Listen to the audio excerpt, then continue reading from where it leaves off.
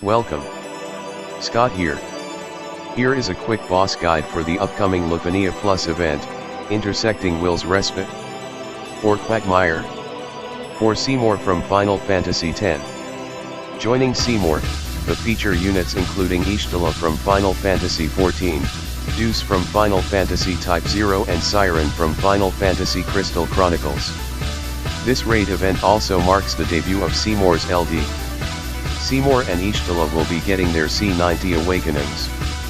We will be fighting an Onion Knight manikin, Xande, and Seymour himself. All three enemies have 15 million HP each. The turn requirement is 55. The HP requirements is 10,000.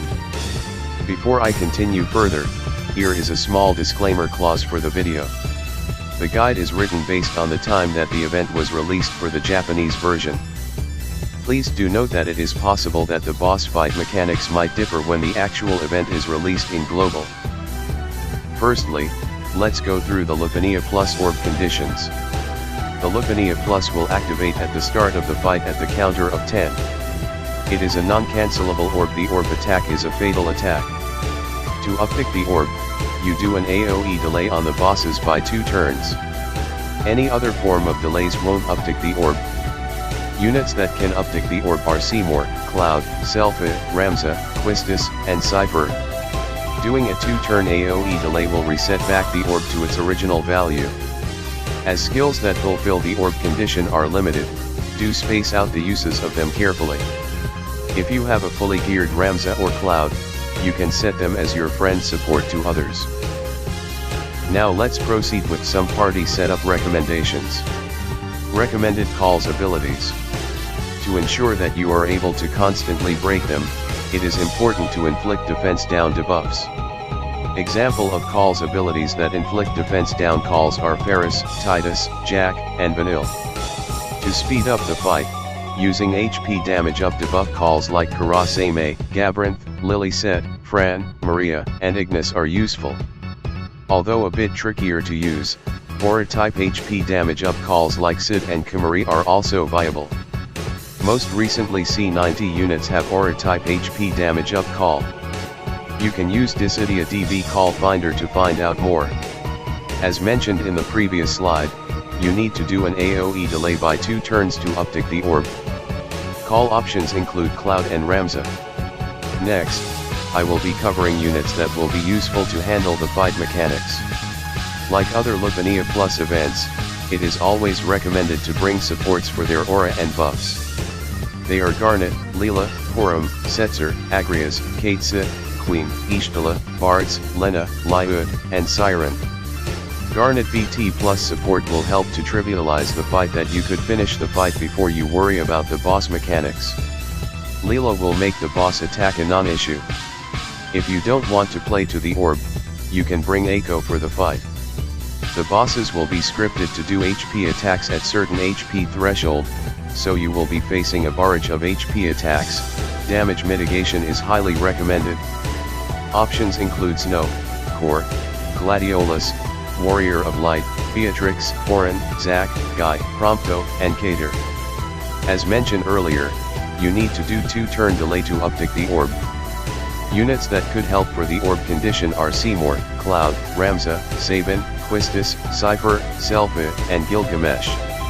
This is a 3 enemies fight. Other than Garnet, you can consider bringing the following units. They are Lon and Ren, Terra, Strago, Sarah, Squall, and Laguna. Xande and Seymour have lots of HP attacks in their kits. So, you probably want to consider to bring a burst healer for the fight. They are Ignis, Lena, Selpha, Era, Deuce and Rosa. You can also consider bringing the following units for the fight: Arsila, Bash, 9, Sidor, Enacrost, Galbez and Leo. On the screen, you will see a timeline showing the HP thresholds triggers that you need to watch out for. The LUFENIA aura and stats boosts are triggered at the start of the fight and when Xande HP drops to 79% and 49%. For the first time, the fight features no Brave damage reduction and only Brave gain reductions.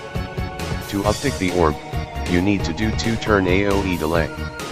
Don't think because it is a delay-oriented fight, you probably can just blitz through without worrying too much about the boss mechanics.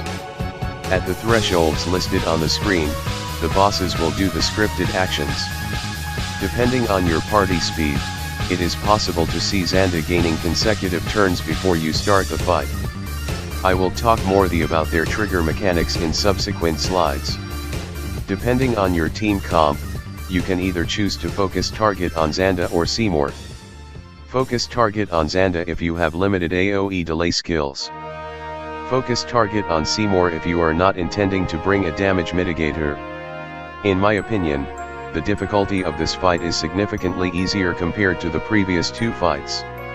It is actually an enhanced version of the REM's Intersecting wills. Now let's proceed with the boss mechanics proper. Like the previous LUFENIA Plus fights, the boss will gain stats boosts and brave gain reduction auras when you deplete Xande's HP to a certain threshold. The threshold's trigger for this fight is at the start of the fight, 79% and 49% HP thresholds. At the start of the fight, it will boost the party defense stats by 50%. At 49% HP threshold, it will further boost the party defense stats to 100%.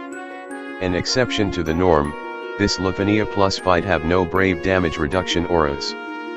However, the fight features heavy brave gain reduction auras up to 90%. To handle the defense stats boost, you can inflict defense down calls.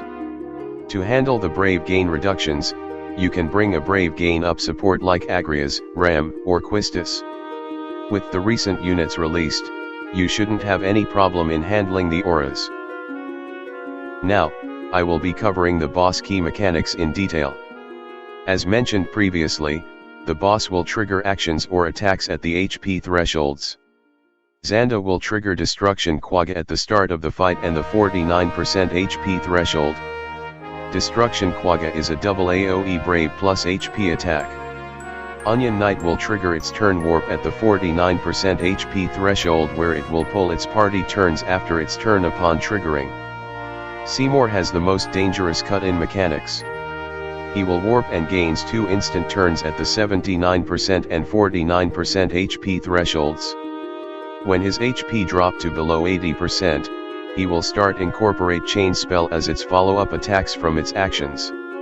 On these instant turns, he will execute 3 consecutive Chain Spell Plus with Chain Spell follow-up. Chain Spell Plus is a single target, guaranteed hit, brave plus HP attack. If you are bring an evasion tank like Leela, make sure have her use her A so you can reduce the damage received. It is advisable to use a shield buff like Warrior of Light or 9 or brave damage reduction buffs like Hope so she can tank those attack from Seymour warp and instant turn triggers. Here are some tips on handling the trigger mechanic. 1. You can bring brave control call like Setzer or Cater Freeze debuff. You can prevent brave gains with Galbez BT. 2. You can set a damage mitigation call or damage mitigator tank like Zac, Snow, or Warrior of Light to tank the incoming attacks at the threshold.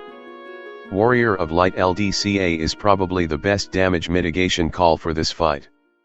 Now I have reached the last slide of my boss guide presentation. You can see a table listing the boss moveset and some tips on handling the mechanics. Depending on your team comp, you can choose to either targeting Xande first to defuse the orb or targeting more dangerous Seymour. Damage mitigation and effective spacing use of the 2-turn delay skills hold the keys to victory. I have come to the end of my boss guide presentation. Hopefully you find it useful. If you like the video, please give a like. Please subscribe to my channel for future gaming content. Good luck for the fight tomorrow. Bye.